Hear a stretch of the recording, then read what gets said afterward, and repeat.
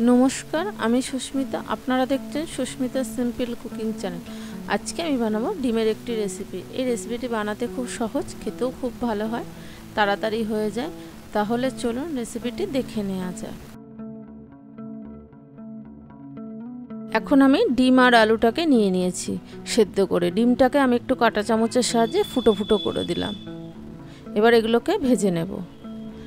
ভেজে নেওয়ার জন্য আমি একটা কড়াইতে পরিমাণ মতো সাদা তেল দিয়ে দিলাম। এটা সর্ষে তেলেও করা যায়, আমি সাদা তেলেই করব। প্রথমে তেলটাকে ভালো করে গরম করে নেব। তেলটা গরম হয়ে গেছে, তেলের মধ্যে হাফ চামচ নুন দিয়ে দিলাম, তার সাথে দিয়ে দিলাম সামান্য হলুদ আর সামান্য লঙ্কার গুঁড়ো দিয়ে ভালো করে তেলের সাথে মিশিয়ে নেব।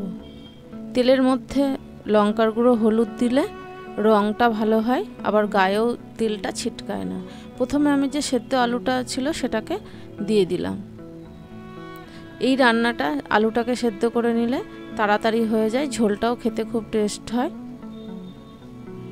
আলুটাকে দিয়ে আমি এপিট ওপিট করে ভালো করে লাল করে ভেজে নেব। এক পিঠ আমার হয়ে গেছে, আর এক পিঠ আমি উল্টে দিলাম।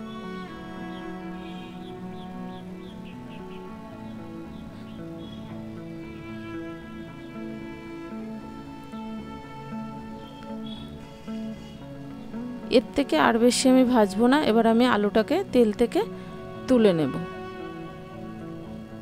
এইভাবে একবার রান্না করে খাবেন, আশা করি খুব ভালো লাগবে। খুব তাড়াতাড়ি হয়ে যায় রান্নাটা, খেতেও খুব টেস্ট হয়।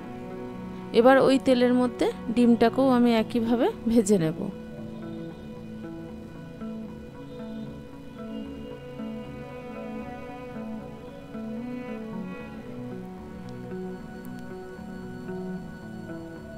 ডিমটাও আমার এপিট ওপিট করে ভেজে নিয়েছি। এর থেকে আর বেশি লাল করব না, ডিমটাকেও তুলে নেব।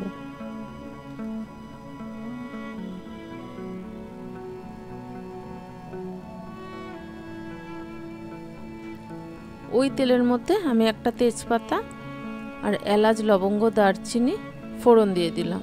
এলাচটাকে মুখ ফাটিয়ে দিয়েছি। এবার ফোড়নটা গরম হয়ে গেছে। এবার একটা বড় সাইজের পেঁয়াজ আমি ঝাঁঝরির সাহায্যে গ্রেট করে নিয়েছি, পেঁয়াজটাকে দিয়ে দিলাম। পেঁয়াজটা দিয়েও কিছুক্ষণ তেলের সাথে মিশিয়ে নেব। এইভাবে পেঁয়াজ দিলে ডিমের ঝোলটা খেতে খুব ভালো হয়।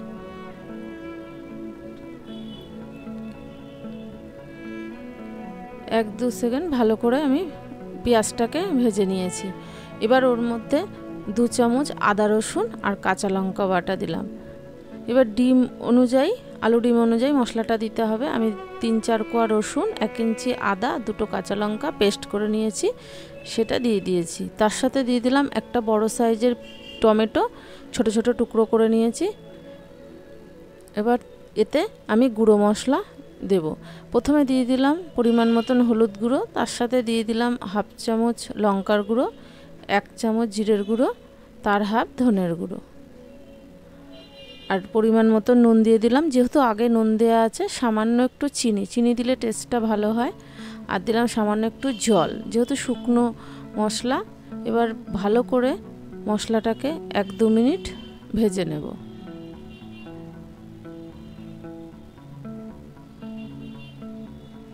ভাজা হয়ে গেছে। এবার এতে যে আলুগুলো আমি ভেজে রেখেছিলাম, আলুটাও দিয়ে দিলাম মশলার মধ্যে। আলুটাকে দিয়েও ভালো করে আমি মিশিয়ে নেব। মেশানো হয়ে গেছে।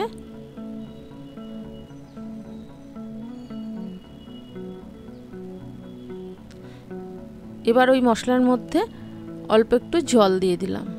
জলটা দিয়ে ভালো করে মিশিয়ে নিয়ে চাপা দিয়ে মশলাটাকে 2-3 মিনিট কষিয়ে নেব। ভেতরে হলে তাড়াতাড়ি হয়ে যায় চাপা দিয়ে। চাপাটা খুলে দেখুন মশলাটা থেকে তেল ছাড়তে আরম্ভ করে দিয়েছে। তারপর মশলাটা আমার কষানো হয়ে গেছে। যেহেতু আলুটা আগেই সেদ্ধ করা ছিল হালকা, এর থেকে আর বেশি আমি মশলা কষাবো না।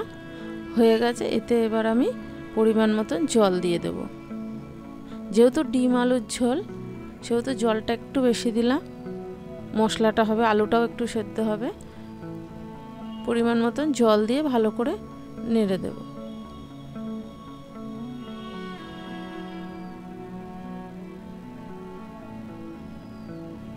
এই রান্নাটা খুব বেশি সময় লাগে না, তাড়াতাড়ি হয়ে যায়, অল্প উপকরণে খেতেও খুব টেস্ট হয়।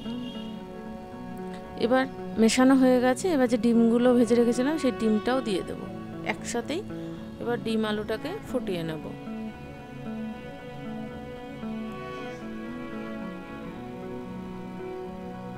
এবার চাপা দিয়ে ঝোলটা কমা অবধি অপেক্ষা করব। 3-4 মিনিট আমি ফুটিয়ে নেব। 4 মিনিট পর ফিরে এসে দেখুন ঝোলটা ফুটছে, অনেকটা কমেও এসছে। এবার ঝোলটা পছন্দ মতন যে যেমন খাবেন, এর থেকে আমি আর বেশি কমাবো না। আলুটাও আমার গলে গেছে। এবার ওতে ওপর দিয়ে চেরা কাঁচা লঙ্কা দিয়ে দিলাম, তার সাথে দিয়ে দেবো শাহি গরম মশলা, আর কিছু দেব না। দেখুন ডিমের ঝোলটা কতটা দেখতে সুন্দর হয়েছে। পরিবেশন করে দেখাচ্ছি আজকে ডিম আলুর ঝোল কেমন হয়েছে।